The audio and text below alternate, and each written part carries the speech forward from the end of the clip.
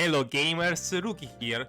Today I wanna talk about the Honkai Star Rail new patch, the 1.6, which is pretty good. I mean, there are a lot of new events, a lot of new endgame content, which is something that Genshin still doesn't have. So it was pretty good, not gonna lie. Still not Penacony, but at least they give us a glimpse at the end of the live stream, but showing us what gonna be some cartels. Where I already met Sunday. We get the general vibe of the location, which is a mix between Las Vegas and Fontaine, which I'm really looking forward. But obviously, the biggest surprise of this live stream was this. The Mr. Ratio himself, Dr. Ratio, is gonna be given for free in the 1.6. Photos with the, I think the mail carter. I didn't explain that very well, but still, it's amazing that they're gonna give us a free 5-star carter, especially on one unlimited banner, and one imaginary carter nonetheless, which for me is a great addition, considering that I still don't have an imaginary carter, despite playing the game for a while now. Even though I did take a bit of a pause because I was getting sick of Star Rail, and considering that I finished the story quest, I didn't really have any reason to actually keep playing it. But this, along with all the new stuff that is out already in the 1.5, I'm actually come back playing it. But this isn't what I want to talk about specifically. I want to talk more specifically about Dr. Ratio himself, why it was given for free. Some of you might be thinking that it was given free because it won a lot of awards, including the TGA Best Mobile Game, which actually saw that in live streaming. Which, I mean, it was pretty obvious that Honkai Star Rail was gonna win the Best Mobile Game in the Game Awards, because they really had no competition. What was the competition? Final Fantasy VII freaking merchandise game, lol, which is basically existence is to promote the remake. Freaking Hello Kitty, what was that? Hello Kitty? I mean, the mobile space was pretty crap, so it makes sense that Star Rail actually ended up winning that. But still, I don't think this is the reason why they decided to give us those Ratio. I mean, it could have played a part, but I feel like the real reason why they gave us Dr. Ratio is more likely to promote the game rather than simply winning the awards. I mean, last year when Genshin won the Player's Choice Award, they gave us basically only Primo Gems, so I don't think that's the main reason. The main reason for that, actually, speaking of Genshin, I wanna touch this subject. The reason why I don't think they give us nothing in terms of cards in Genshin is because there's no freaking reason for it. Like, with how many players already play Genshin, and with how popular the game is, Oliver's has no reason to give us anything for free. And why is that, when I ask? Well, in gacha games, when you are given something for free, it's probably to help promote the game, to incite more people to play their game, and more people playing the game means there's more chance that some of these people will actually end up paying for the gacha system. If you give something for free, they might be excited about the game, and they might actually end up in a weird way making them pull for more, considering due to the dopamine rush that they get by receiving something for free. In Genshin, this thing doesn't exist, mainly because they don't need it, because there are already a lot of whales that pay a lot of money to get the cards and the weapons, and due to the popular Genshin is, like, there are also some people that spend low amounts of money that still make up quite a bit of margin for Olivers, even if they don't spend as much as whales.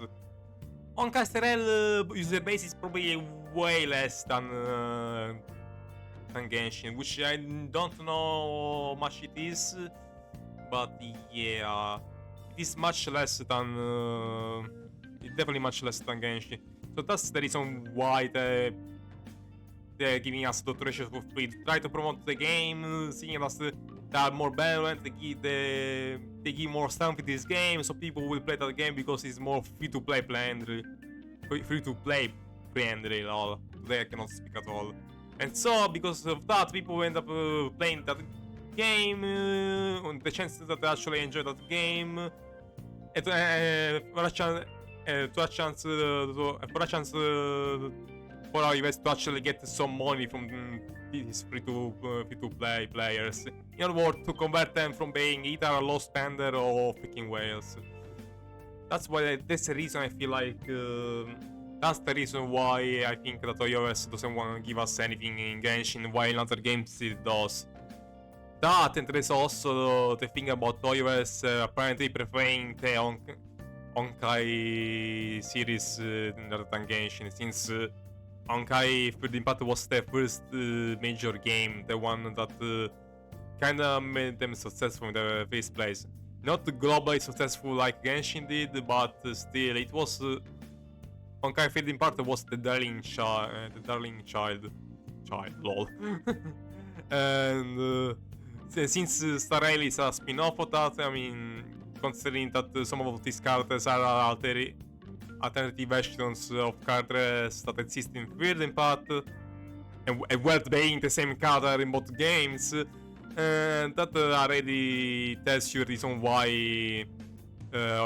Universe doesn't give us anything for free in Genshin, while it's more generous in the Honkai games.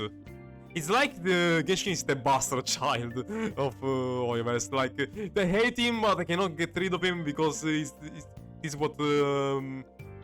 what makes them money and made them succeed in the first place. So yeah, they're trying to that might actually be another reason why they are giving stuff for free in Star Rail. They're trying to make Star Rail more successful than Genshin, so that they can actually finally abandon the game once the Archon quest is gonna be finished. And so they hope to migrate the majority of the player base to Star Rail, because deep down I think like Universe doesn't really like Genshin at all. I mean, to be fair, from what I've heard, Genshin was meant to be an experiment of sort. I think that a type of game that if it was popular, maybe they would have kept it alive, but if it didn't, they would just shut down the game completely. It turns out that it was a successful one, maybe even too much for them. So yeah, it's so funny to see it in this thing, like the Genshin players that are the players that technically made the universe famous in the first place, are the ones that get the short end of the stick, despite them blowing up the company in the first place, because the company itself doesn't like the game that much, despite the money that makes them. Why Honkai, despite being a less popular series, since it was the darling child, the one that started the company, they rewarded those those games way more than any others, even if it doesn't make the same much amount of money. To be fair, I feel like Star Rail also makes a lot of money on its own. Not as much as Genshin, but definitely more than Third Impact.